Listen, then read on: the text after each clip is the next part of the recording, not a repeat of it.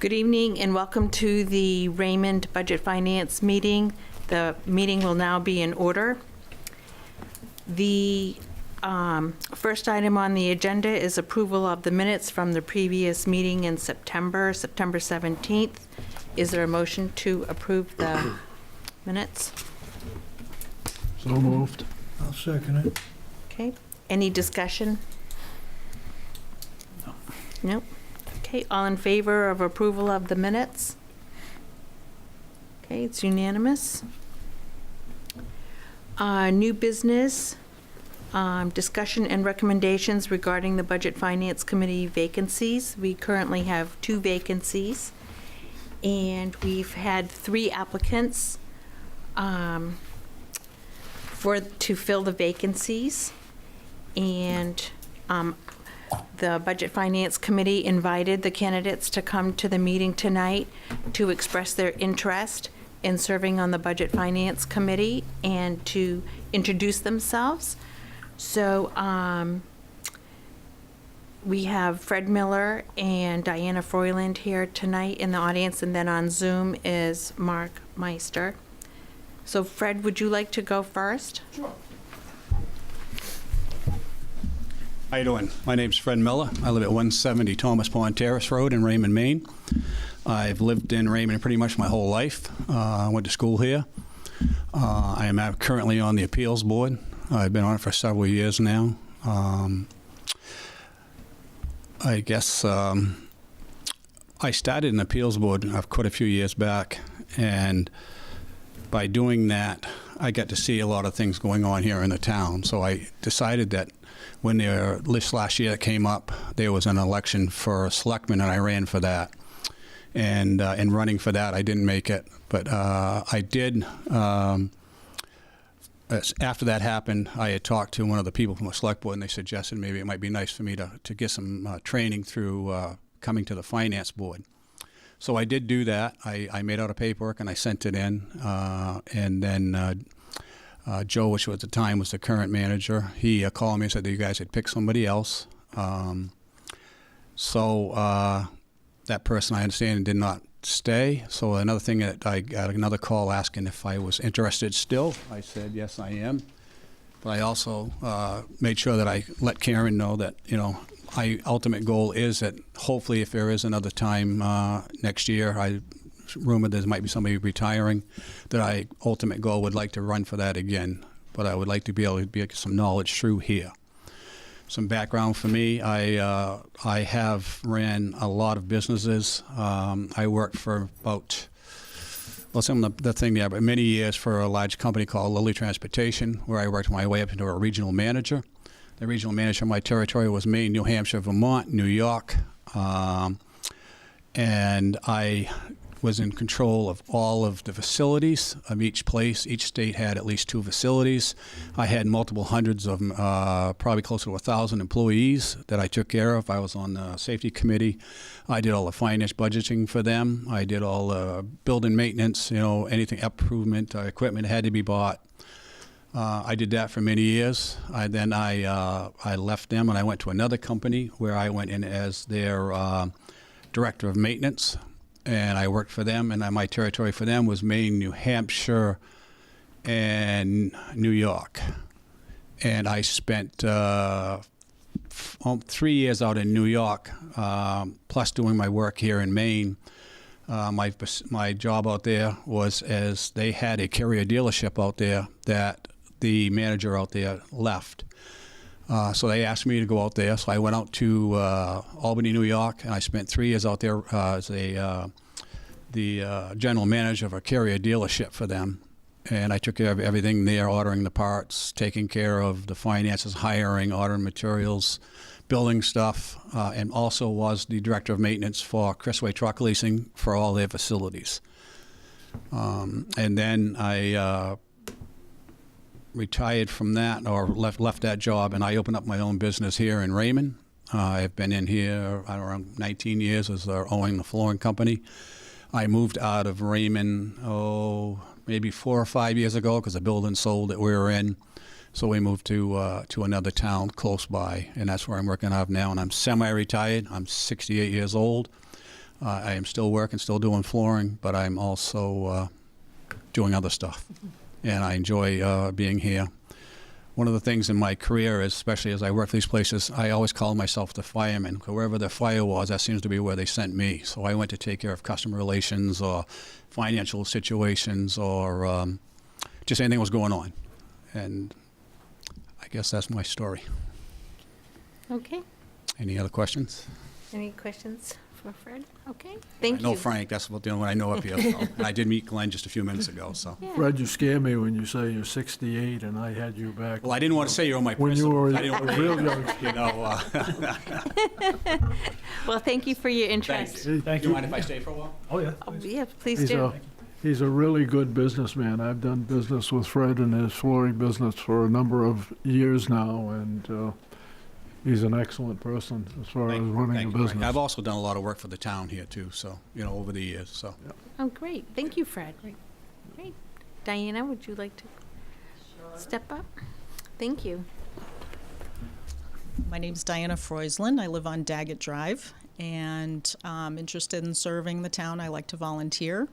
So when we moved to Raymond in 2010, I ran for school board, served for 2 terms, and while on the school board, I was on the Budget and Finance Committee, and also served on many ad hoc committees that had to do with finances. Since my background, I actually have a double major in business and economics, graduated with honors, so I've had the opportunity to utilize that in businesses. So my husband and I have owned and operated several businesses. We had a private investigation business for a little while, and right now we have a property management business, and me, myself, and I am the office, which means I do all of the financial aspects of the business, the bookkeeping, accounts receivable and payables, customer service, anything office related and business related is my role. I've also served just community service wise. I've been a Girl Scout leader, a Sunday school teacher. So I really like to give back to the town. And so when I heard that there were vacancies, I thought that since my background really fits that very well, I thought, well, I would be welcome to serve until June while you have the vacancies. So, Okay, great. any questions? Any questions for Diana? Okay, all right, thank you. Thank you. Thank you for your interest, and thank you both for being here. Let's go to Mark Meister. Hello, how's everybody doing? Apologies, I can't be in person. I'm traveling on business. Mark Meister, I live in 12 Giselle Lane in Raymond on Panther Pond. We moved here as a family 2 years ago. We've got, my wife and I have 2 young children in elementary. Excited to be a Raymond resident, and as I've been watching the town, decided that I really love to give back and find ways to give back. From a professional perspective, I'm a managing director at Accenture. We're a $70 billion consultancy. I specialize in large capital projects involving warehouse management, distribution, supply chain systems, and have extensive finance experience around budget management, capital projects, OpEx management, staffing, operating models, as well as tech and automation. I think I bring kind of a new perspective and next generation perspective to how we can help the town, and have very strong technical accounting skills as well. Happy to answer any questions. Look forward to hopefully participating. Okay, great, thank you. Are there any questions for Mark? Do you have any questions? Glenn? Would it be helpful to just go over the process of like the vacancies and what the next steps are? I don't know if they know or had conversations Oh, with that's you a guys good idea. prior, because I can just do a quick overview unless you. That want would to be do it. great, thank you. So the 2 vacancies were vacated by resignation. So basically, Finance Committee, you've introduced yourselves. They'll make a recommendation to the Select Board on whether to fill the vacancies or leave them vacant, and it would be helpful to have a recommendation of who you would like to see fill the seats. At the next Select Board meeting, they will declare the vacancies, and then they will have the option to either fill them until the next election or leave them vacant. So that would be at the next Select Board meeting. Okay. And that would just be until the next election, not for the term.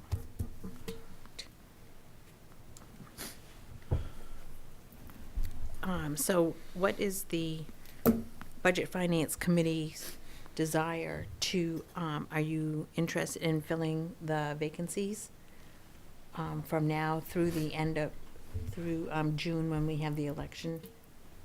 I am, definitely. Okay, I am also.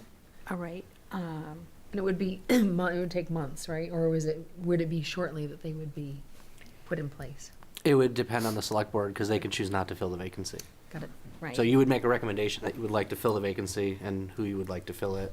They would consider that and then make a decision. Perfect. If the select board decides to fill the vacancy, they probably would be on the job by January sometime. Oh, yeah, you would come right Yeah, on so board. They would be here for the beginning of the process. Yeah, and as we get to the next item, which is the training, if that appointment is made, to be just in time to do the training that you all have requested, which we're looking at targeting for, well, we'll get to that item when we get to that item, so.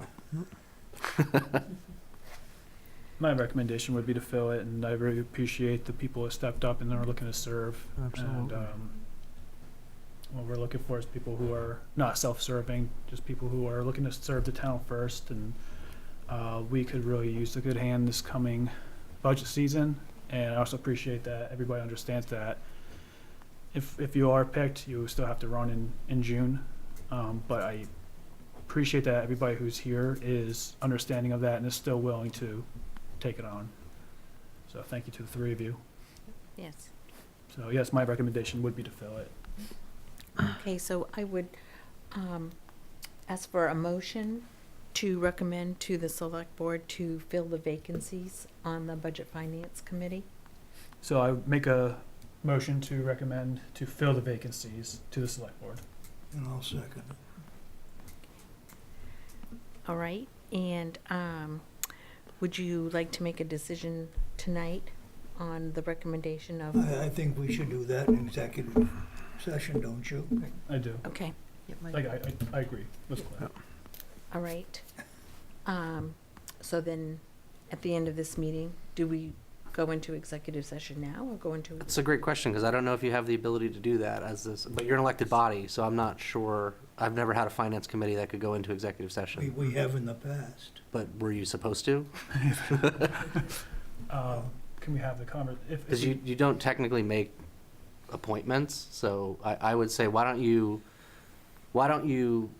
make your recommendations as individuals to the chair, and then the chair can make a recommendation to the select board.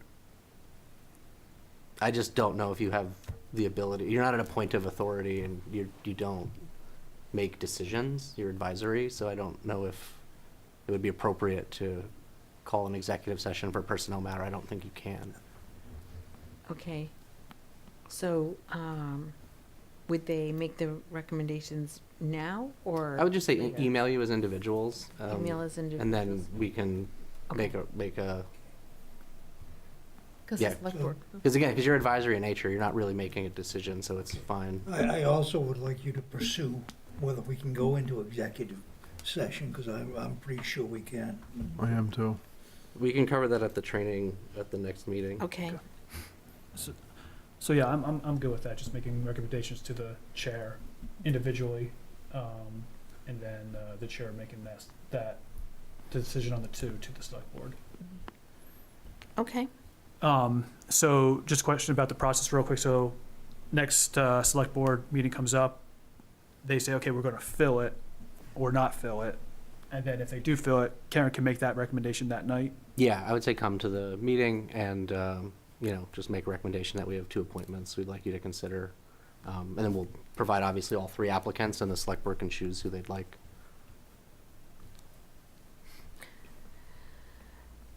Peter?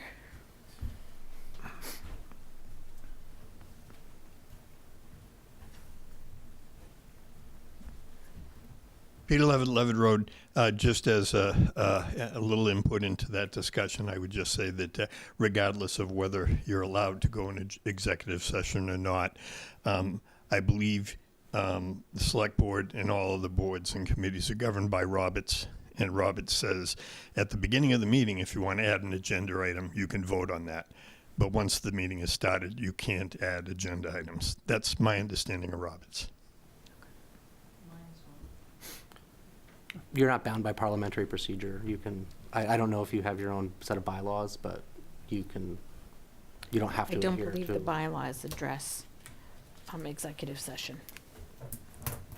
Well, the statute would, but I mean, just Robert's rules is a procedural thing that you use for parliamentary procedure, but I was at a training for, the town meeting with MMA Legal, and you technically don't even need to have an agenda legally. You can have a meeting without an agenda, and it's not a requirement to have an agenda item, unless you have a separate set of bylaws that say you have certain rules of order, which I don't believe.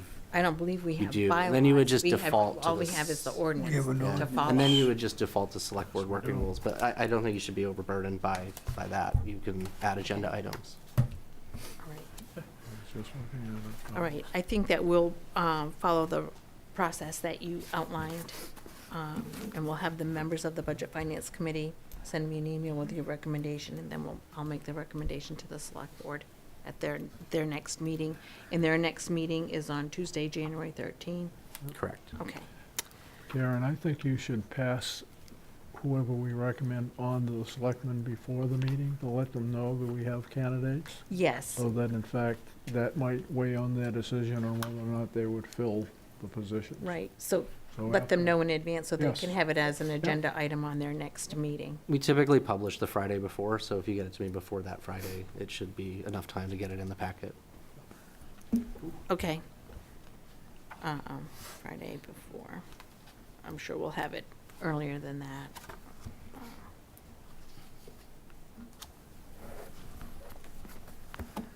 Okay.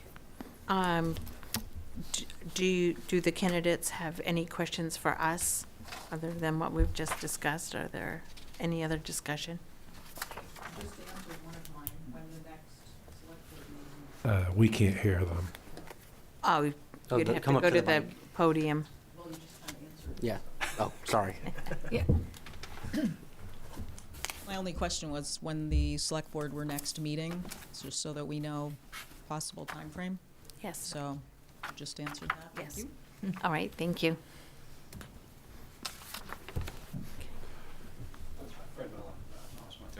I don't really have one. I think Glenn answered it because they're talking 2 seats, I believe we're talking now, right? Yes. And you said that it's not for the term, it's just until next June on both of them. So in other words, one may have a term of 2 years left on it, but that doesn't count anymore. It's just going to go straight to June on both seats, correct? That is correct. Correct. Thank you for the question. Okay. Mark, did you have any questions for us? Just curious from the select committees, what areas are needed? Do you really feel like the most value is needed, the most skills are needed right now on the committee? Where is the most help that you look for in this next appointment? I'm sorry, I had a little hard time hearing the question. You were asking where we could use the most, where we feel we could use the most help? Was that the question? Yes.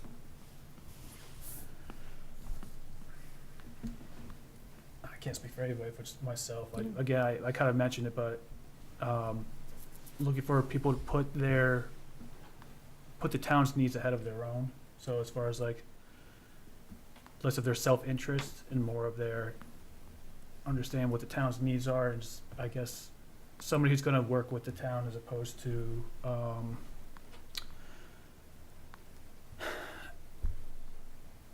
I guess someone's going to work with the town as opposed to creating I don't want to say a target for us, but we've been a bit of a target in the past, and we're just here to serve. And I want everybody that's on the board here and the town people to understand that we're here to serve. We don't have to do this. We're volunteering for it. And that's my biggest thing, is just to have that message out there and have somebody that has that same kind of message that they can put out there as well. I think understanding checks and balances is large. Just knowing that, we are getting the budgets and being able to see if maybe perhaps something's going over budget, why it's happening, and vice versa. If it's under budget, why is it so far off? So I think that's really important, and what I like to see is understanding what every aspect of the town is and us working together to get to the answers for everybody. Would you like to add anything? I think just common sense is the main thing we need, but also we need people who really understand the town and know the town. And just because you knew, that doesn't mean you can't do that homework to find out exactly how this town has grown over the last 25 or 30 years. Because I think it's really important to understand the heartbeat of this community. And even though people think it's changing, it hasn't changed that much. And so we need people who are willing to do some work to understand where we came from and where we're headed. And I also appreciate what Fred said about using this as, doesn't have to be a stepping stone, but maybe a longer term, maybe you're looking to serve on budget finance because you want to get into, select board eventually, or I think that's totally fine. That's kind of why I'm on budget finance, is because I'm not quite ready for the next step, but there's sure enough learning experiences from this committee that will definitely get us there if that's what we choose to do. Okay. Right. Well, again, thank you all for your interest in serving the town and for being here tonight to introduce yourselves. And you're welcome to stay if you'd like, or if you'd like to depart, then that's fine too.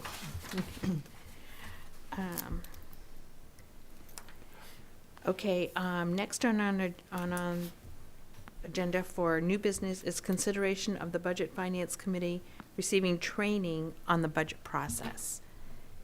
And Glenn, would you like to talk to that? Sure. So historically, it sounds like there used to be a joint meeting of the Budget Finance Committee and the Select Board, and they would do the elected officials training. I think some of you have probably had it. Maybe some haven't had it yet. Have you had the training? I've been this is my 4th year, I think, and I haven't. Really? Okay. Because Bernstein Sure said they used to do it as a joint training because I did the training on the 17th when I started for the elected officials, and obviously you as elected officials should have received the same training. We did that. Yeah, we did that. Yeah, so some of you have had it. So my thought was to invite them back to do that same statutory training, and in addition cover, the responsibilities of the ordinance and the budget process as part of another module. And they would be happy to come to your next meeting.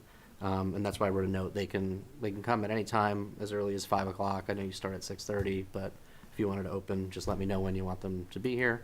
And they'll do it in open session, so the public will benefit from that as well, which I would have preferred to do at the last meeting as well, but sometimes they do it in executive, sometimes they don't.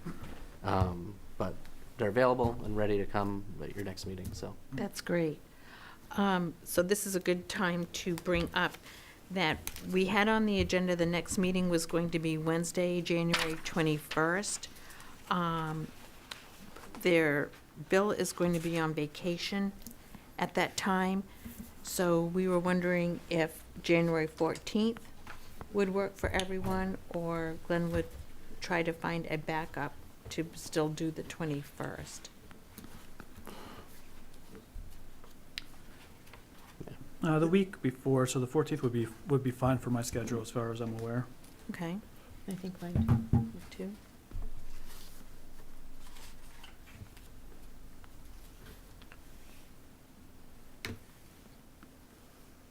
And I like that you said that the training would be open to the public, because if they're not having the budget, they're not having the select board meeting. Till, when did you say that? The night before. The night before? Right. Yeah, the night before. 13th, All Tuesday the 13th, and would be Okay. Wednesday the 14th, it would be. All right, so they'd know anyway. Yeah, and it's funny, I've had a couple residents stop in and ask some questions, and I said, man, I really wish we did this training in open, so we're gonna do the next one in open, and it would have answered some of their questions right off the bat, so. Cool. Sounds good. I'm into it. And you said the select board may or may not be there? They've already had it on the 17th, so it'll be the same with an additional module covering the budget finance Gotcha. stuff. And you said that was the one that wasn't public. Yeah, you can do it either way, because sometimes they like to have the ability to ask questions freely of the attorney on different things, so, but sometimes we do it as a workshop and open too, because we're just really covering the statutes and, the FOA responsibility, like that part of it, and, so it'll be good. I like the idea of open as well. Okay, so are you available on the 14th? You both are. And what time would we like to start? Do you want to start at 5? Is that? How long will it take? Yeah. Yeah. Took us about an hour last time, but So yeah, you would open it, do the training, and then go into your regular meeting probably.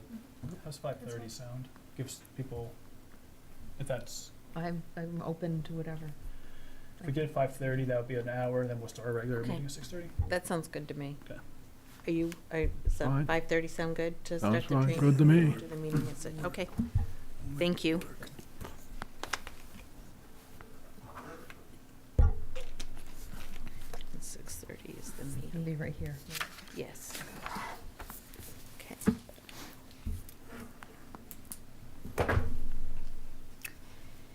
Okay.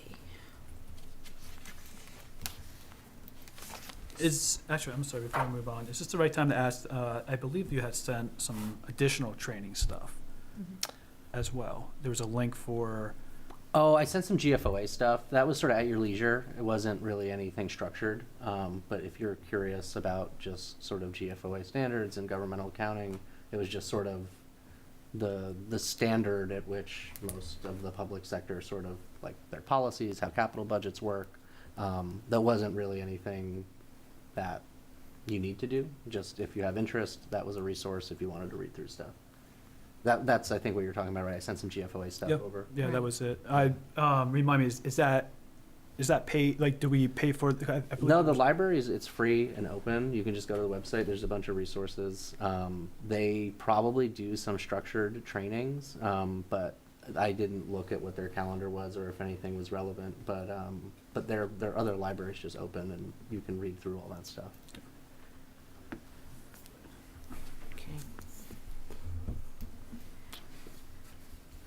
All set with that? Mhm. Okay. So. That's extra credit stuff. Next is working up with a draft for the FY 26-27 budget goals. And I was flipping through my notebook, and I did come up with the proposed budget goals for FY 25-26, which I gave everyone.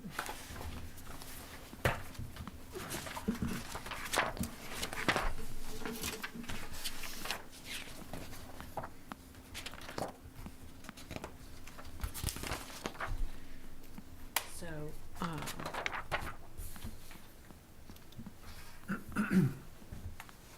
I'll just read off what the goals were for this past budget session. Maintaining or lowering the tax rate, the FY 24-25 mill rate was 17.20.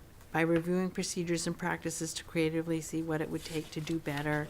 In other words, think about better ways to do what needs to be done.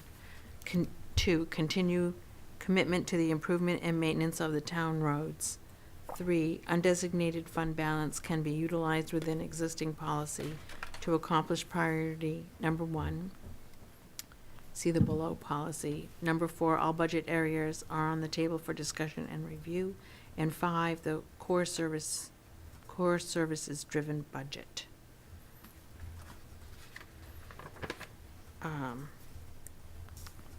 This is food for thought for what we want to put together. Maybe we'll come back in January with some ideas that we would like to formulate to draft up to present to the select board of what the budget finance proposed budget goals are. And then we can have an alignment with the select board. So our current mill rate is 18.8, right? So up from 17.20. So that would be, obviously, just that alone would need to get, if we're gonna stay, if we decide to stay at that rate, or if we're looking to lower it, like, that's the first thing we should do is look at number 1 and then try to figure out what our goal is. Yes, I agree. And I don't have an answer for that right at the moment. Obviously, Right. you're not asking, but I thought it would be good to get this document out there, and then we have a starting point of where we can go for the January meeting. Okay.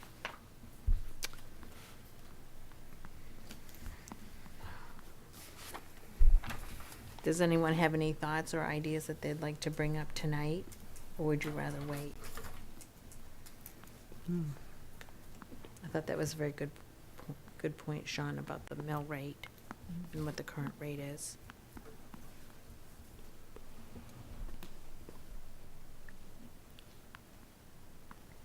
Is undesignated surplus, it's been 15%, I believe, prior year's tax commitment. That might be a number that I don't know where we're kind of at right now, if we've maintained that, but that might be a good idea to know if like, hey, is 15% enough anymore, or is that too much? But that 15% is generally the top of the recommendation. Usually it's like 90 days of your total outlay. So you can have a range, not to go below a certain number or not to go above. But if you're capturing too much in undesignated fund balance, that means you're overtaxing folks. Mhm. So 15% is, again, I don't know your total off the top of my head, but generally it's to cover like 90 days in the event of, unforeseen circumstances. And I don't believe you have a formal fund balance policy. You just sort of develop a goal at the beginning of the budget process, because you don't have a charter and you don't have an ordinance that dictates what it should be. But also important to keep in mind that given your increase from last year on the school and the county side, it's the total number, it's the percentage. So it's 15% of your total of that $20,800,001. So if you were targeting 15% of those prior commitments, you're going to have a larger portion of fund balance to kind of make up for coming off last year, which is why you didn't use it this year probably. And you shouldn't be using it for recurring expenses, just mantra I'll put out there. Recurring expenses, recurring revenues must equal recurring expenses. Peter, we didn't have any goals for a comprehensive plan when it came to that. Did we? We didn't really look at that too much, did we? Okay.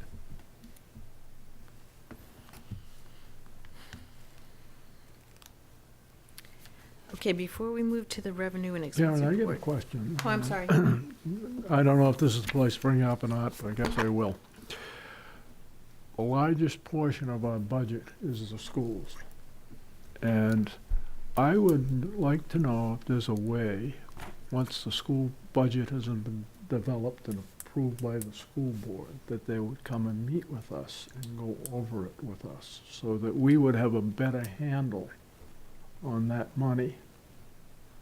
All we know is a gross amount, basically. But I'd like to have a little more information on the school budget and have them come and have a meeting with us and kind of lay the budget out for us. Back in the old days, when we controlled our own school, I mean, it was part of the responsibilities of the Budget and Finance Committee. And I'm not saying we're going to be here overruling what their budget is, but we would have a much better understanding of it when people ask us questions. I mean, we're the Budget Finance Committee, but we know very little about the school budget. Right. I'll be meeting with the superintendent in January. Again, I've always been not part of an RSU, so the superintendent would come and present. I'm not sure what the history is here, or if that's, you have to go to their meeting, but I'll talk to the superintendent in January and let him know that there's interest in getting more involved. And we have someone who served, so maybe Yeah. they have something to add. Diana? Yes, in fact, we did come regularly and present to the select committee on what was happening in the school board. One of the just to schedule, you're doing your budgets at the same time, so that makes that a little bit difficult, but we would always come. Our goal was to come like once a month, or when asked and needed, was to come and give updates on what was happening for these reasons, so that you knew what was happening. And of course, you're welcome to attend any of their budget meetings, but it's about the same time. I just think that if we had a better understanding of what was in the budget, when we're asked questions, we'd be able to at least Yes, address that's some why of those issues. Yep, we did. And support you. I'm not saying we're going to be sitting here and nickel and dime on the budget. That's your job.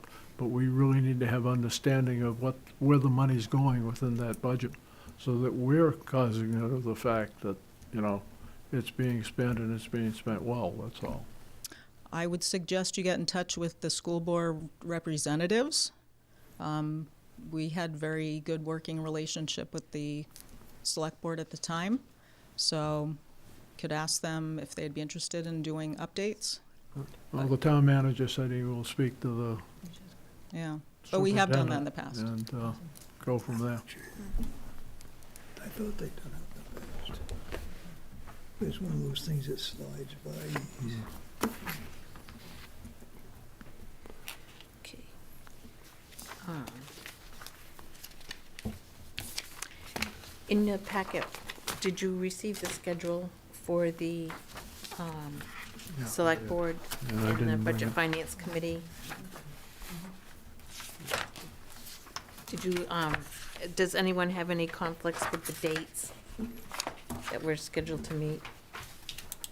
Did you see it, Frank? It's fine with me. Fine with you? I didn't see it, so I'll look at It's it. not I in have this one one. conflict, Oh, but there I'll it is. Zoom.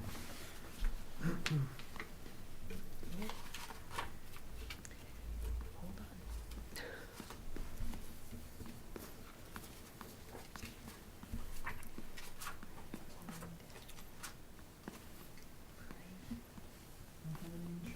Okay, I don't have any issues. I'll start with that. I have one, February 24th. And I will be out of Zoom area. That's the that's- department head presentations. I'm gonna be in Baxter. Oh, okay. No internet connection. No there. internet, no. If I can get out of Okay. there, I will. Okay.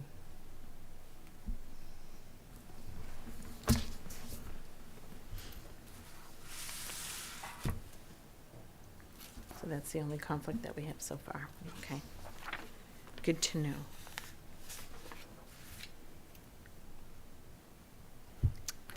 Okay, next up on the agenda is the monthly revenue and expense report.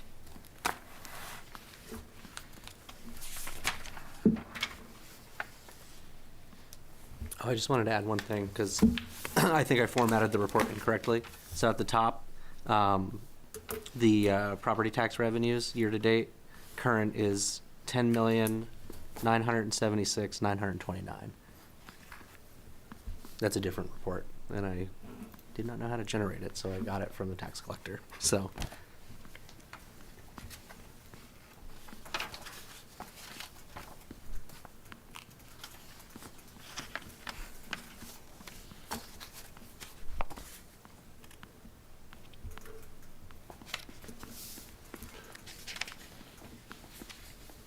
Do you have any questions or comments about the report? Does anything stand out to you, or are you okay with the report?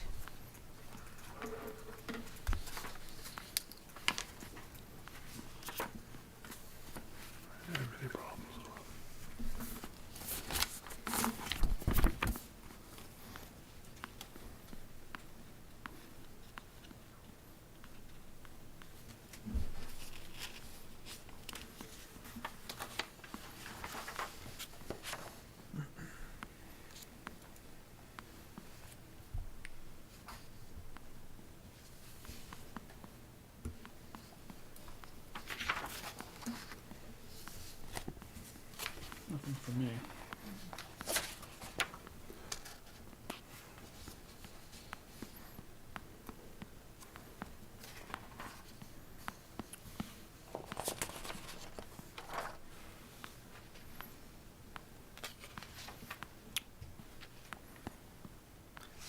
Can I ask a question? Of course. Does everybody know what fund accounting is? Okay. I just was wondering if anyone wanted a brief overview, and I know there's been some challenges with our AP system, and I'm looking at switching it out, but I think it's just important to understand that the system you have in place is not in government, you do fund accounting. This is not a fund accounting software, and it really is dependent on when you bought it and set it up.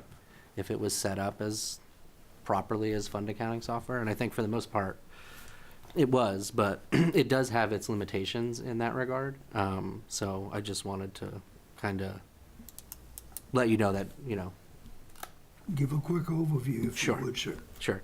So, and again, I'll just kind of distill it. And I'm not an accountant, so if anyone is and wants to correct me, it's just my kind of overview. But it's how governments track money for legally restricted purposes. So, like a town is not a household with a checking account. It operates with multiple buckets of money. And those rules are adopted by the voters and the governing body typically. But government accounting tracks the legal authority, not just the cash in your accounts. So you have your appropriations. That's your town meeting warrant. So appropriations are created by the warrant. Voters approve the warrant. That authorizes the spending. It sets your legal limits. And those are basically creating your primary control accounts, right? So you have your general government, GG, right? That's what one of your warrant articles there. So when the warrant passes, the departments can't exceed those cost centers. But think of think of them as everybody gets a gift card for, a certain amount of services, or general government, public safety. But the line items there, think of that more as a planning tool, right? So you'll see sometimes over expenditures in a single line, but, generally, I would rather over-expend a line so I can forecast accurately the next year, as opposed to being, an administrator who's like, well, we're under budget and contracted services and here, so I'm gonna just charge that off here so I don't make an overrun and whatnot. So just because a single line item is over-expended doesn't necessarily mean that you're in trouble or you've budgeted, because some things are unforeseen.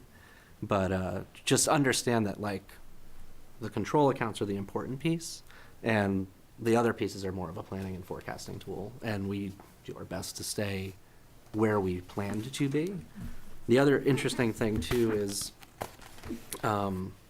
that system doesn't have a purchase order system set up, so we can't do encumbrances.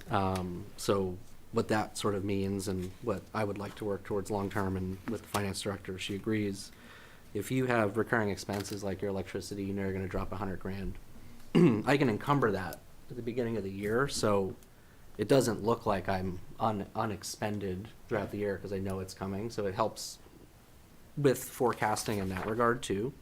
So I just wanted you to be aware that, like, our system is currently not set up for purchase orders or encumbrances, so, like, you're seeing stuff, be entered manually over time, so it's sort of a lag too.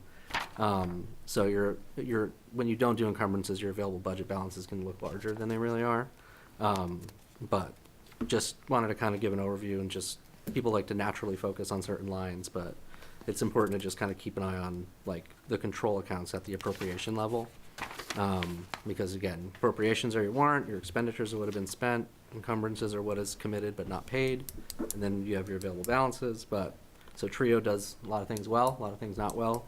What it does well is billing and receivables, tracking cash, transactions, but it doesn't enforce appropriations as legal limits, it doesn't track your encumbrances, it doesn't provide full, I don't know what the acronym means, but GASB level fund reporting. So just understand that there are limitations in it. So just kind of wanted to kind of give that little bit of an overview, because I know there's been some, issues in the past and whatnot, but hope that was helpful. What you use in Lisbon? What? You don't want to use it. Okay. Worse than It Trio. cost $1 million to implement, and it took 7 years, and it's overkill. We used Munis, Tyler, based out of Falmouth. I'm not going to disparage the company publicly, but they're a larger company. You're too small. It's overpowered for what you need. I think there are other alternatives out there, and Joe was looking at them when he was here, and I think he found a good one, so I'll be looking at that with them, and just trying to find something that works for us. So. Yeah, normally when I go to other towns, I'm getting data, whatever I need. The majority of them are saying Trio on their. Yeah, I mean, because I think Harris was also based out of Maine at one point. I think Northern Data Systems or something.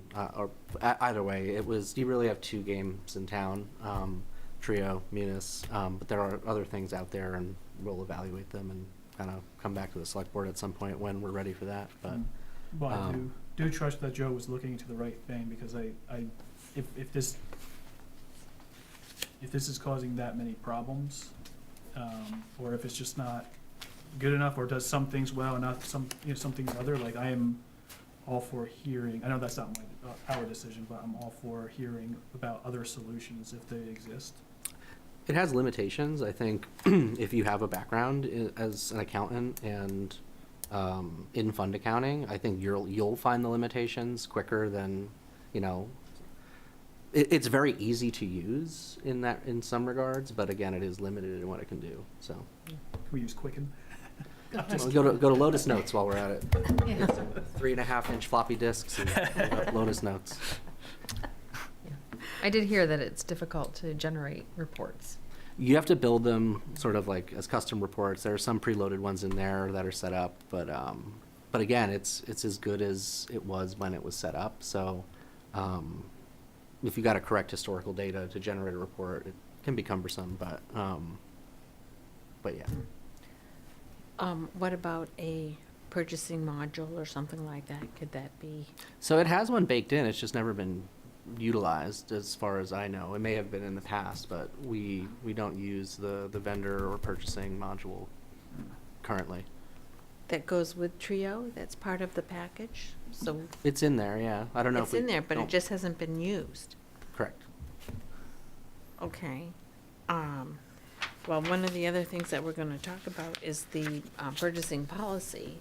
Well, So- policy's different than like liquidating purchase orders through a software. You can do that manually, but yeah, the PO system and the vendor databases and stuff they're things that you guys don't pay for, don't utilize, and is not part of what the current operation reflects. It's a long-term, medium-term goal, as you saw in the memo that I had later. So.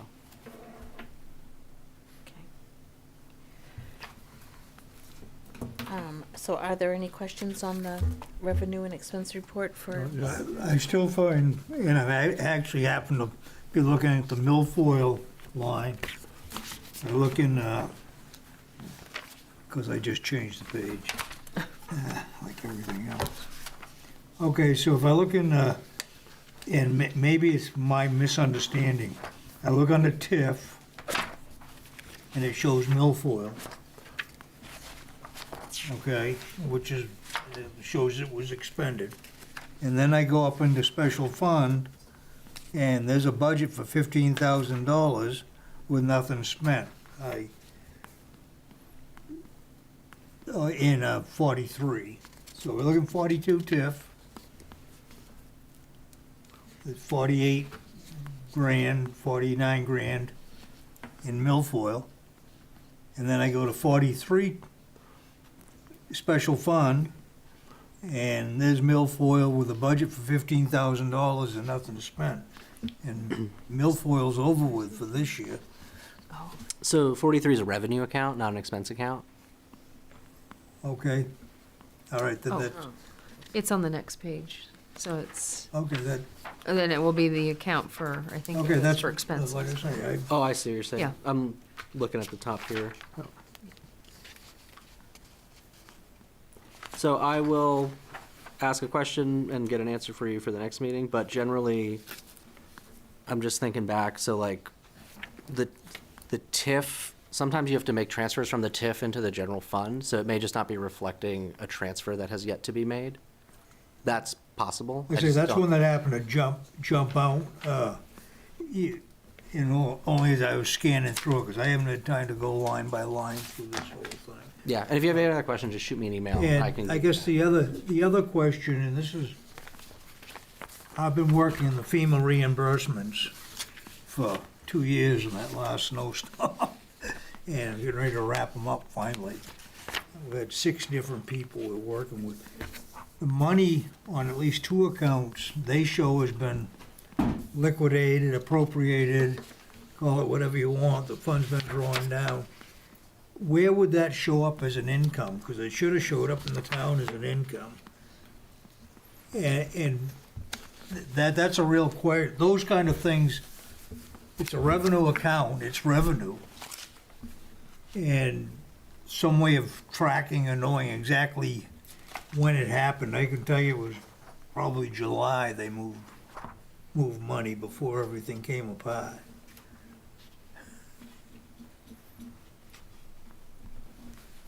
Again, And that's gonna be a question you probably have, you gotta go deeper than here, it wasn't meant that, you know. yep, no, I got you. I'll get you an answer. My guess is it probably gets booked to general fund because there probably is like a tracking tool to track the grant funds, but again, Well, I guess that's my I won't even get into just going into general funds on it, but it'd be nice to know when this money comes in. And I don't know, I think it was total 68,000 plus, that came in from the federal government and another 10% on top of that from the state. Would have been a different one, but at least to know when it came in and that we got it for sure, instead of having it disappear off a computer down in Virginia. yeah, I'll get you an answer. I know we were, my previous gig, we got a disaster declaration FEMA stuff coming, and it was held up a while because of the shutdown and all that fun stuff. But right before I left Lisbon, we did receive our FEMA funds. So if it was part of that disbursement round, that same disaster declaration. Well, it was one of them. Yeah. What year, fiscal year was it?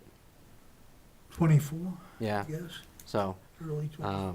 I can't remember now. yeah, I'll look into it for you. Like I said, I've been dealing with so many, they only keep people in FEMA for about a quarter of the way through it, and then you start all over again, regenerate the same data. All right. Okay. The milfoil thing was explained to me, or explained to us a couple of years ago, and sorry to say, I still kind of over my head a little bit because I know that we put money into it, but we're also receiving money for our milfoil. We're not paying all that milfoil cost. I believe some of it's coming in to us. Not anymore. No, last year it was in the budget. Again, I was involved in milfoil because I'm on a board of directors for one of the marinas that was initially started it. We started the program, I don't know how many years ago, the three marinas in the Jordan River. And then a couple of years ago, the town says, we're gonna take it over. And they did, and we contributed to it. And then last year, they said, no, the town's gonna pay the whole thing, because we're at the same time, we're putting a budget together. And we were glad to hear that, because I can't remember how much we were putting in. Oh, interesting. Well, thanks for sharing that because that's. Because they get a grant from the state that comes back against that, too. Okay. Well, I'll need another education on milfoil now that it's different. I'll take it with you as well because I'm new here. Yeah, you didn't have to probably deal with milfoil too much out there. No, we didn't have a ton of shoreland. I don't have anything additional. Okay. personally. Okay. All right, so we're all set with that.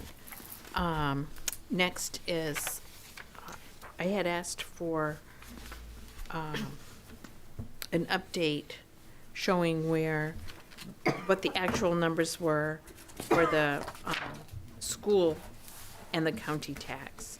And so that's what this sheet is for. Yep. And just so you know, you can walk into any town office and grab that assessor's book, and it's usually like the last page of the assessor's book. There's a Okay. certificate of assessment with all those numbers in it. All right.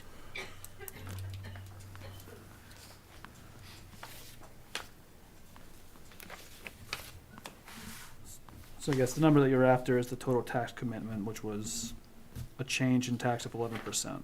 Yes, that was what I was after. Thank you, Sean. So the school was up 11.1%, county was up 6.5%, municipal 12.2%, tax incrementing, financing 8%, and then the overlay was down 14%, with a total of 11%. Yes. And just for your awareness, my understanding is the county's changed their budget process, so they're going to a fiscal year from calendar year this coming budget. So I assume I will have county numbers around February, mid to late February. Be good. But it'll be an idea, because I think they went to a fiscal year, so they have some hard decisions to make, I've heard, so it has a lot to do with whether they take federal prisoners or not, and if they lose that revenue. But they're gonna be starting their budget soon, and you'll know sometime in February-ish. That's good.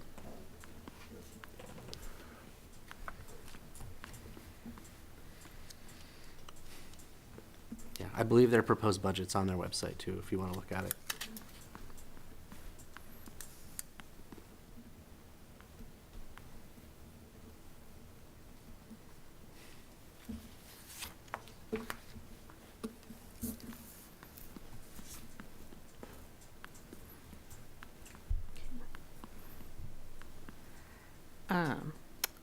Item F under new business is consideration and recommendation on the town's insurance policy expiring at the end of the year.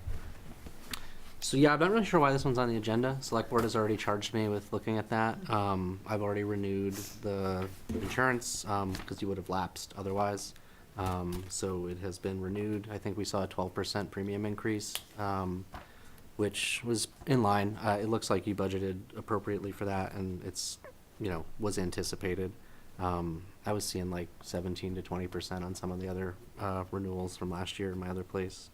But I've reached out to MMA, as the Select Board has instructed me to do. Once I get the dues numbers, I'll be able to get quotes on the property casualty, workers' comp, and their health plans. Generally, they are more expensive, so for the health, you may save on workers' comp and property casualty, but and I'm not an insurance guy, but it's like the risk pools that you're in. So the MMA risk pool is, main public employees, and it's based on those claims, but we're, I think, in a more distributed risk pool with HP. But the other thing there too is, if we have a high claim year, you, I think, have more stability with the MMA programs year over year with premiums, where it can be less predictable, but I can look more into that sort of thing. But we've renewed with the current plan for the year. I know that agenda is obviously very late in the year, and you had to do what you do, but I think that it was more of a, hey, we'll like to have this shop, because I don't know if it was shop previously in the past, so that was kind of like, hey, Yeah. if we're doing the best right now with You Like don't have a that? ton of carrier options, but something, and again, I don't know if it's feasible, it's just a thought, you can go self-insured, but then, that has its own sort of risks, but also something you can evaluate, so.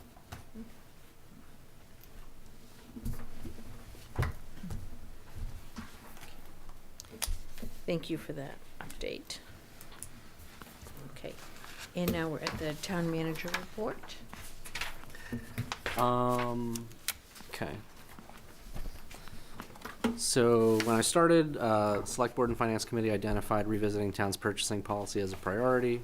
Upon review, it appears, so this is the other thing too, I sort of got a lot of homework in a short amount of time. I reread the purchasing policy, so I sort of disagree with my first interpretation of it. Because when you read it at first, your current purchasing policy says every purchase goes in front of the Select Board, and then you read further down and it says unless I decide it doesn't. So it's pretty broad and has a lot of authority sort of vested in this office, which it's a pretty expansive policy, gives a lot of latitude to staff. So I've looked at it, I've put forward sort of again, I like to develop policy collaboratively, so like the technical pieces, I would say disregard that for now, because I haven't talked to staff. I want to get their feedback on operations and if it's restrictive and whatnot, but I would say focus on the spirit of the policy, and is it consistent with what you all had in mind when you asked, to have a revised purchasing policy come before the Select Board. I think it kind of gives that foundation, but I said, don't get hung up on purchasing thresholds and limits and that sort of thing. Just kind of the spirit of is, the budget authority, the fiscal responsibility, the general purchasing authority, and, review it, think about it, and, give us feedback. And by the next time we meet, I'll try to get some feedback from department heads as well. And again, I think that folds into a longer-term goal of, the select board's goal of working towards a purchase order system and having, a more robust sort of procurement policy. But as of right now, like I said, you have a pretty liberal purchasing policy, I guess I would call it. But yeah, so that's there for your review. I reached out to RTP. He was out of town. He said he'd be back today. I have not heard from him. And I have a memo on the TIF in there for you. Again, not a TIF expert, but I just kind of outlined some stuff and some historical data for you all to have. But this has sort of come up informally about the creation of a new TIF district. So I'll do my best to sort of address what I believe is the underlying question. But again, I'm not a TIF specialist, but TIF applications are typically submitted to the state in March and require multiple public hearings, formal municipal approvals, and coordination with legal counsel and the assessor. Given these requirements, just understand it's not realistic to pursue the creation of a TIF before the next deadline in March. If the select board wishes to explore this further, I'd recommend inviting the assessor and the attorney to a select board meeting to give like a TIF primer. That forum would allow for more informed policy discussion and whether a new TIF district makes sense and how it might be structured. At a high level, the TIF would likely focus on capturing the OAV pre-reval of commercial properties. That being said, it's not entirely clear that sheltering that value would provide a meaningful benefit because it would maybe be, your school and your county portion that you're sheltering. So I would just be aware of the cost benefit of what you're getting in return for the time you're going to spend on it. Because it's possible after your reval that those remain flat and it would take time for the OAV to catch up. That being said, if you wanted to pursue the next round, select board might want to consider, reactivating the Economic Development Committee to evaluate a TIF and probably target a special town meeting for November of 26 to meet the next deadline of the TIF stuff to the DECD. But I would start with, have the assessor and the TIF council at Bernstein Sure give like a TIF primer and see if it's worth doing, and move from there. But you won't be able to hold the public hearings and get all this done by March this year. So, but I have all the history there, the TIF, when its expiration is in the packet. So. That would be sort of how you would proceed going forward. Okay.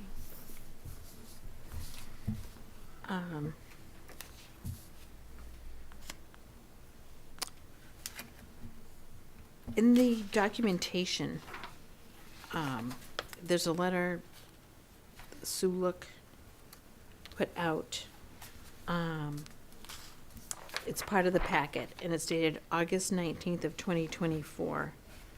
And I'm just a little bit confused because it says in this paragraph, the district began on July 1st, 1999, and will expire on June 30th, 2029.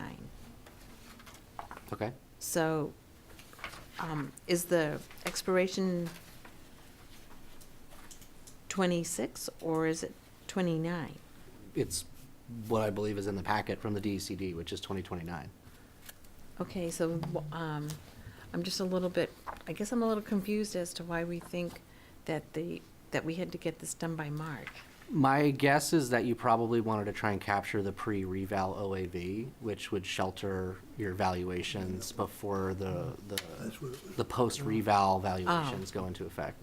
Okay. That being said, if you have, so this is again a Kurt question, I'm not going to speak for the assessor, but it's not too late to do that anyway, because if you get the application into DECD, they go back to your OAV from like 2 years ago. So I think as long as you get it on the next application round, should you want to pursue it, they would go back to April 1st of 2026, I think, because it goes back 2 years, I think. So it's even after your reval, it'll capture the OAV from April 1st of whatever date, as long as you get the application in on the next round.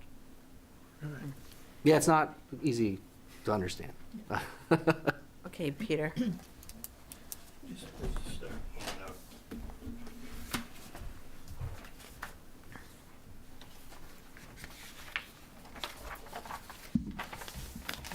Peter Levitt Road. Karen, in answer to your question, as far as the letter with Suluk and all of that, it was basically, we currently have a 30-year TIF that does expire, I believe, June 1st of 2029. There has been some discussion, and from the comprehensive plans perspective, what's being proposed, or what was proposed, was a new TIF area. And the handout I gave you basically comes from the comprehensive plan that was passed this year, looking at the village theory, which basically came out of a workshop that was attended by roughly 80 citizens during the comprehensive plan, and it was a workshop on land use. So I would just tell you, I am impressed with both the unprecedented detail and quantity of information contained in the PDF packet for this meeting. My compliments to Glenn and his staff. I have not seen this amount of detail in quite some time in this committee. Regarding Glenn's comment on future TIF activities, I agree that attempting to create a new district prior to the completion of the town's revaluation, although being of financial benefit to the taxpayer, is not realistic given the now narrow time frame for state application and approval. I do consider this as a missed opportunity for our community, which I believe was created by poor management, lack of vision, and distractions of past boards and committees. I am hopeful that the Financial Development Committee identified in the 2025 Comprehensive Plan will soon be formed, as was referenced by Glenn. However, there has so far been no administrative action taken to reform this committee. In fact, there has yet to be a comprehensive plan implementation committee formed.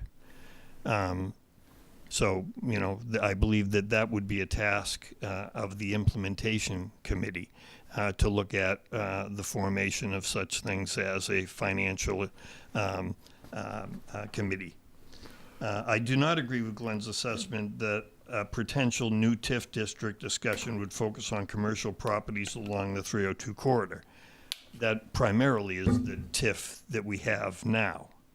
I don't know if you recall, but a year or so ago, there was a little bit of a taxpayer and citizen revolt about changing some designations down on 302 as far as land use was concerned that would open it up for more development.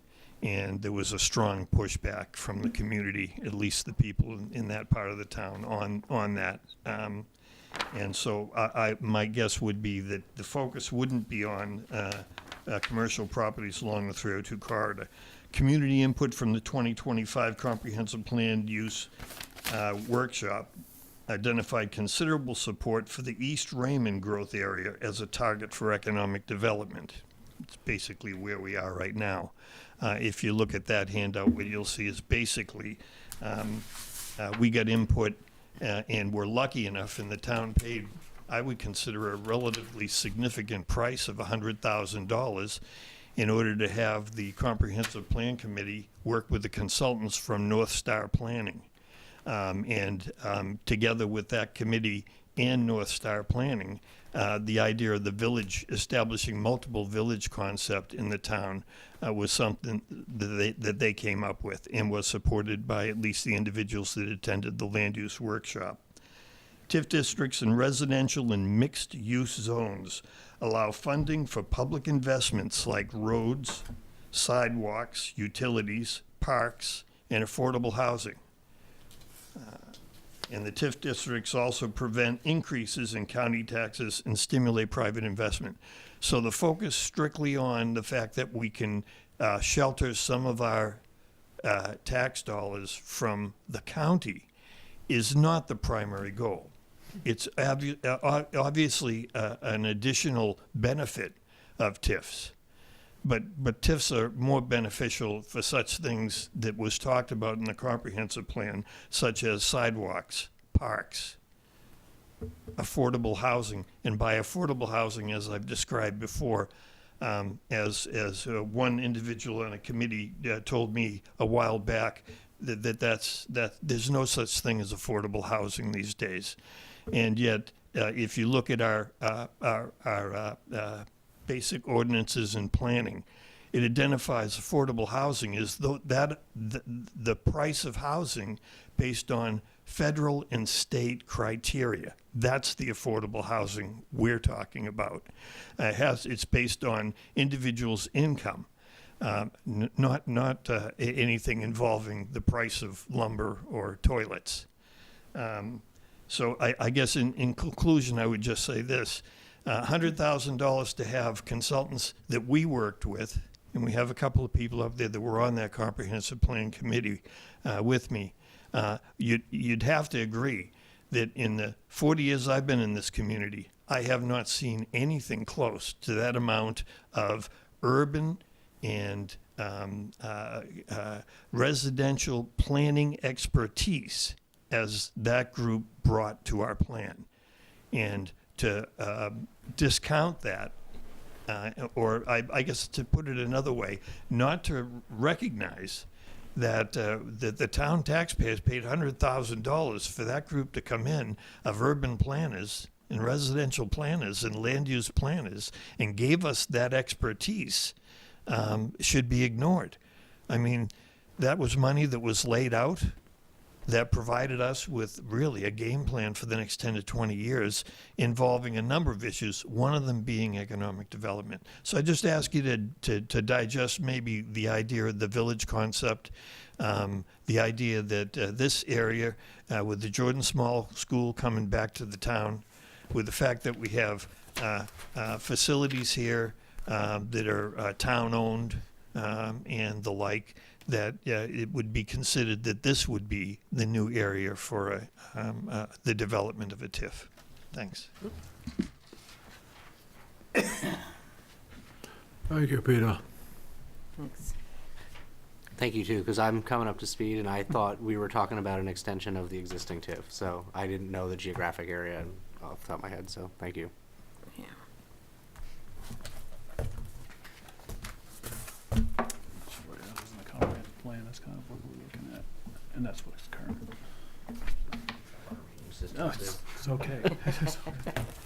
It's, you just have very pro-comprehensive plan people here, so. Yeah.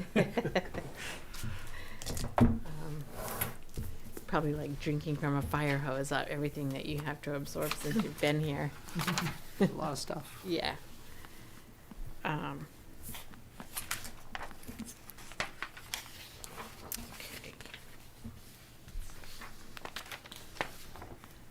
Alright. So you reached out to the director of the RTP and you didn't hear anything back? He was out of town. He said he would be back today and give me some information, but I have not heard from him. But I'm planning to meet them soon, because I've had questions from the select board as well, because there was an increase, I think, in last year's budget or the year before with that program. Like, we're paying Yes. around 66,000, Right. and folks wanted to see, with this contribution, what's going on with it. Are we getting? How was the performance Right. on the program? Yep. So No, that's I've what had we're questions from interested in. folks on that too. Yep. Okay, so maybe hopefully we would have something for the January meeting. As soon as I get it, I'll forward it along. Okay, Too, so. all right, perfect, thank you. All right, so.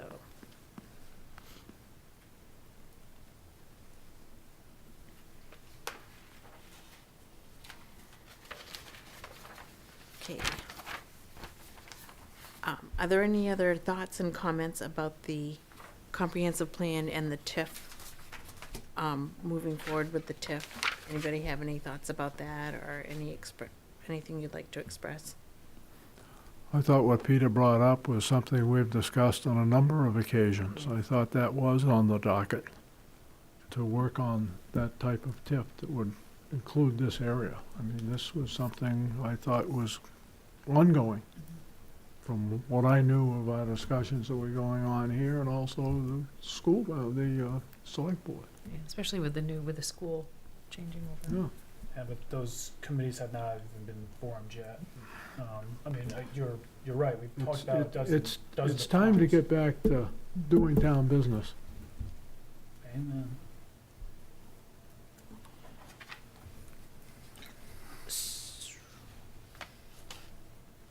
All right, so is there anything that we can do here, or is it up to the select board to move forward with this? Yeah. It's really the select board getting those committees and together. Yeah, like I said, my suggestion would be reactivate that committee, evaluate the TIF, and like I said, bring in like a TIF primer, evaluate how you want to proceed. And if you're going to proceed, you need to target like a November 26th special town meeting to start those public hearings and do that. But and maybe hire a TIF consultant in the process, which could be part of the FY27 process.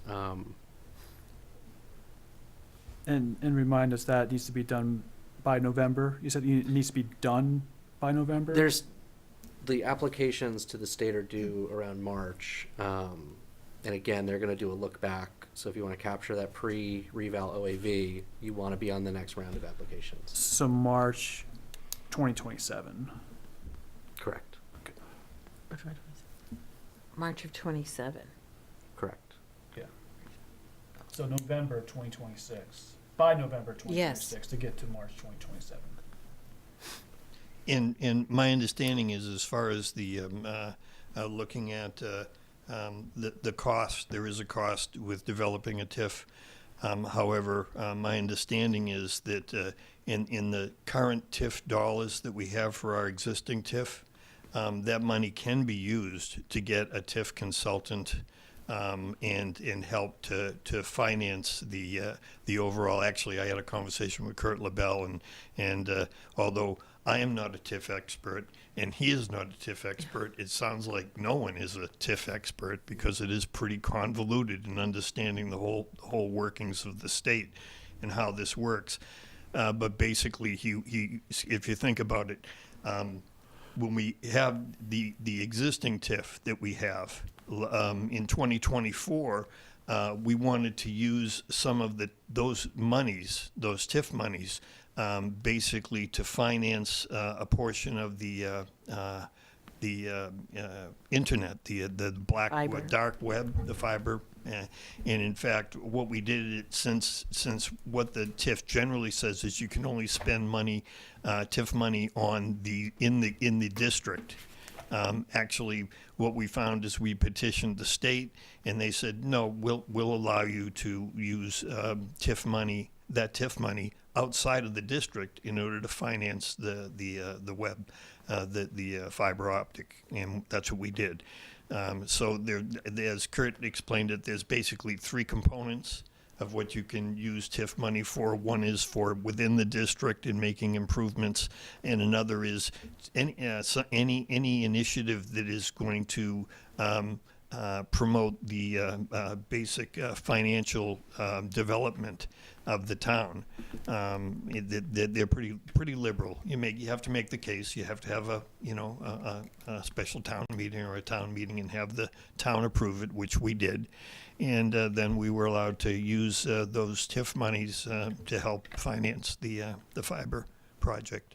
So it's just nice to know that financially there are dollars existing that we can use towards defraying the cost of establishing a new TIF. TIF is, I will share your comments about, I'm not a TIF expert either, but really North Stars, they are, right? They're. Typically, you bring in your attorney. There's usually a TIF attorney and you actually have a good one. He was on the other side of the table last time I had a TIF, but Phil Saucier is very good TIF attorney. Okay. I was just going to ask you a question that really is kind of off the subject, but Peter brought it up. Where are we with the fiber in town? I we'll follow up with Kevin. I was not on board yet with the last PACT meeting that they had on, it was like the day I started, they had a Sebago Fiber meeting. I was not able to attend, so I do have the recording. I can forward you that while I look into it, but I can send you the recap from that meeting. It was back I in- know there are a number of people who are quite interested. Yeah. I keep going by their building there on 302 once in a while, and I, three or four trucks there, but they don't seem to move off the properties. Yeah, once I'll dig up the email and I'll forward it to the board. Cool. Yeah, I'd be interested too. Oh, you said it was a back web. It's a, Right. it's a dark, Every time I get that bill dark from gray. Spectrum, I want to know where it is. Yeah. dark ring. I think that dark web That's right, dark. responds to where I get my guns from. I believe those are public meetings too, so if you'd like, I can send you the agendas when they come out. Thank you. All right. We're at the point for public comment. Is there any public comment? Go ahead, Peter.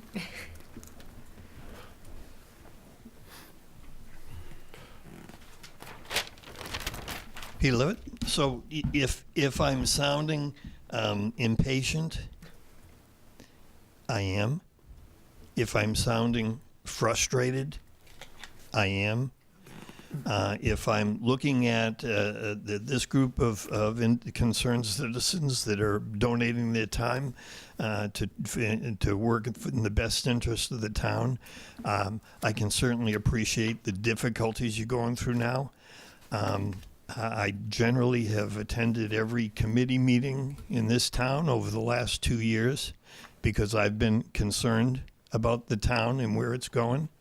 And I guess I would tell you that the uncertainty of where this town is right now, for myself, is endemic. It's beyond belief.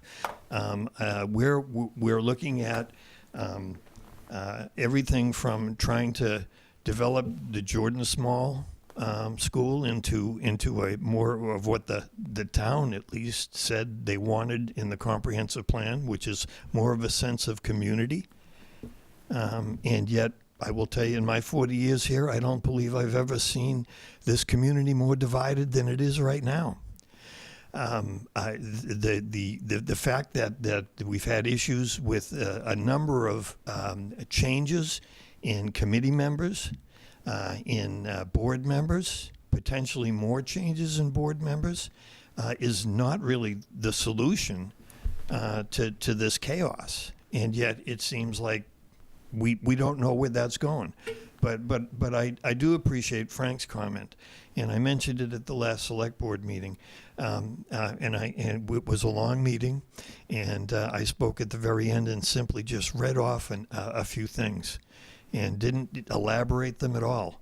But everything from the implementation committee for the comprehensive plan to potentially a multi-million-dollar public works building to revaluation, which, as I understand it, doesn't necessarily mean that taxes go up. It's really a redistribution of where those taxes are. So I appreciate Glenn's observation that if property valuation goes up, which I would expect it will, what that doesn't necessarily mean is that commercial property goes up. As a matter of fact, commercial property will probably come down, as Glenn observed. So maybe concentrating on the TIF area of 302 is not as a big a deal as it was in 1999. But once again, I guess just as a public comment for the Budget Finance Committee, you have, and I'm not telling you anything you don't know, you've got your work cut out for you.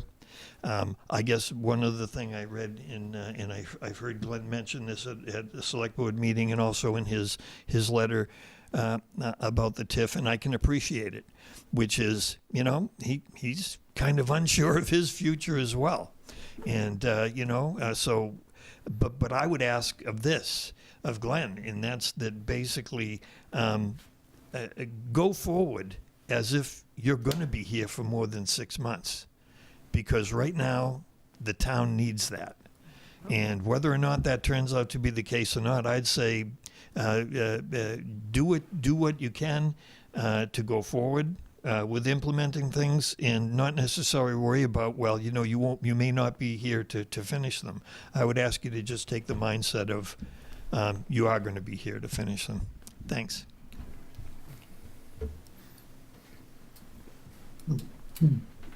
I'd like to Hi, speak this to is the- David Brown. Can you hear me? Yes, go ahead, David. Yep, David Brown, Tenny Hill Road. And I just want to tag on to what Peter said. I've really enjoyed this entire meeting and everything you guys are doing. I appreciate Glenn. He's another nice guy, town manager, so that's great. And I just wanted to offer, I read through the purchasing policy. I know it's a draft. And I wondered if any comments from me would be welcome, if I could send a few just wording comments through Glenn, and if you could take those. It's public comment. It's an agenda item. Yes, go ahead. Oh, I didn't want to offer comments right now, but I wondered if I could just Oh, you can could shoot me an emails. Oh, okay. Yep, just want to make sure I'm going through the right channels. Yep, my door's always open. All right, great, thanks. Frank, you had some comments? Well, I was just gonna, I'll make my comment when we make our comments, if there's. Oh, okay. other people who wanna speak All right. now. yes, Oh, go ahead, Fred. Fred Nolan, 70 Thomas Monteris Road. I just want to say, as a resident from the town of Raymond for most of my life, I can say that I'm standing here right now, very, very proud of this committee and the meeting we just had right now. I see smiling faces. I see people that are here for the town of Raymond. Not for anybody else, but for the town of Raymond. And I am very impressed with Glenn. I think that he's going to be a great leader for us. I think we need to get behind him and support him. And I think we need to have all committees to work together and work as you guys are working tonight. And I want to thank you from the bottom of my heart. This is the first time I feel like a real good Raymond resident right now, and I have a great town back. Thank you very much for this. Thank you. Thank you. Thank you. Okay, we'll go with the Budget Finance Committee comments. I'll jump in. Okay, Frank? And I want to tag on to what Peter said. Glenn, you have a job that is going to be very, very difficult, but we need leadership. And the leadership right now has to come from the town manager. Many things need to happen in this town, and many things need to move quickly. We have been so stagnated for the last year and a half that nothing has happened.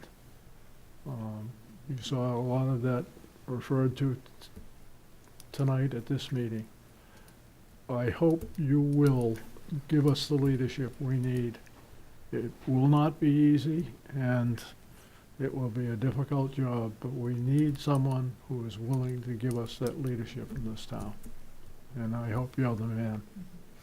Yeah, I'm here to help. And again, I think as we move forward, hopefully some of the dynamics that, again, I wasn't privy to, and you've all experienced over the past couple of years, whatever they may be, just here to help, just listen, and we'll navigate it and we'll get through it. I greatly appreciate your communication, your organization, follow through. So that, for me, and like what you folks mentioned, just to see this, I'm like, oh my goodness, and getting the emails, I'm like, this is impressive. And you're doing the job that, the town manager should be doing, and I think, I back everybody else up on that. So far, so good. We appreciate it. I would ask that, when we do future agenda development, that we develop it together, just so I can make sure you're all prepared, and because I know you had a busy week and stuff, so it was kind of a scramble to get some of that stuff together, because I'd got it Thursday night, and but so just as things are coming in with agenda items, just let me know so I can make sure I don't like any of us to be surprised at a meeting. Like, we should, you know, just, I'll answer the questions the best I can. That gives us some time to kind of work through if I'm answering the right questions. And but yeah, so let's just, like I said, I typically, it's a little bit different again because you're an elected board, that I typically don't have like multiple. I'm not usually supporting multiple boards at the same time, but my standard sort of process is, you know, I'll meet with the chair or the vice chair, we'll sketch out a plan for a coming agenda, then we'll do a little agenda prep, and then we'll do like a meeting the day of, so you kind of do a dry run of the agenda, and if there are substantive agendas, you need more time, but again, develop it together, we collaborate, and you know, we got budget coming, so. Absolutely, we can do that. Yeah, I'd work with you on that. Like, if there's times that you can't meet, so you prefer to kind of meet, going over the. No, I'm just saying, like, give me a couple more days with like your draft agenda so we can refine it. So that way, if like I know the coming select board meeting, we have a lot of items coming. So I'm gonna meet with the chair. We're gonna talk about it. Maybe we need 2 meetings in January. Maybe we don't. So, but you know, just don't want to overload people either. So, you know, we've got a lot of items coming up for the next one. So. Yeah, I don't want there to be like a gotcha moment on the agenda either, so like if we can meet, or not meet, but if we can get those things to you. Yeah, and sometimes you might go even over. have like additional questions. I can get you more stuff or whatever, it's just so you're ready for the meeting. But also, this is our opportunity to work through those things, because I'm not gonna have all the answers for the meeting, and we're gonna have to come back to you, so. And if It's a you ever process. need time, or if you need me to help out with that too, by all means. And also, thank you for this expense and summary report, and thank you for getting it to us. I haven't seen this in months, and thank you for sending this well before the meeting as well. I do have some comments, and they're kind of going off to Peter, but I want to kind of wait, and same thing with Frank, and actually you kind of brought it up too, is I do understand that there's a lot of committees that need to be formed and everything. I don't know what to write. There's never a good time, because you know we got budget season coming up. But I think let's let the dust settle on this recall first, and then see how, you know, start working on these committees. There's never a good time, but I just think that this is a terrible time to ask them to do anything additional at the moment. So that's just kind of my personal thoughts, but I would like to see them do those things. Just now they've got budget season coming up, so there's never a good time, but right now it's just, I like to get past this recall. Okay, any other comments? I just want to express my gratitude for the information, because the big thing we've been lacking is information so we could analyze it, and you've done a great job. I'll ask some funny questions sometimes, but it's a great job, and I want to thank you for that. And I hope that we can all go into the new year, which will be after the recall, and hit the road running, and let's get things to move. Great, all right, thank you. Not used to all the nice comments during public meetings, so forgive me. Well, the communication and the support package to go to the agenda was very well done, and we appreciate it. So, I don't have anything else, so are we ready to adjourn? Move to the adjourn. Okay. Right, Cliff second, and we are adjourned. Thank you.